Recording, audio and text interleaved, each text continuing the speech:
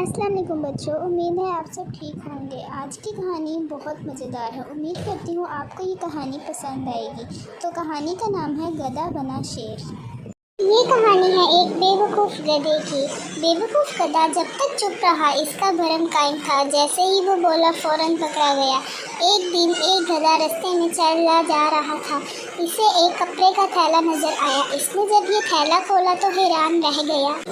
اس میں شیر کی کھال رکھی ہوئی تھی۔ گدھا بہت خوش ہوا اور اس نے شیر کی کھال اوڑھ لی۔ شیر کا منہ بھی اس کے ساتھ تھا۔ آہا، یہ تو بہت اچھی بات ہے، اب میں کیسا لگ رہا ہوں؟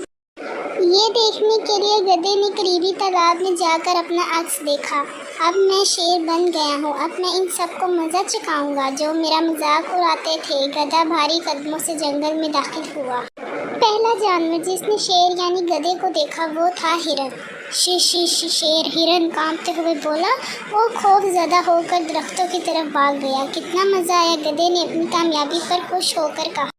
کتنے مزے کی بات ہے، اب مجھے انہیں شیر کی طرح دہاڑ کر ڈرا دینا چاہیے، گدھے نے اپنے آپ سے کہا اور پھر شیر کی طرح دہاڑا، لیکن شیر کی دہاڑ کی بجائے الگ ہی آواز نکلی، ڈینچو ڈینچو۔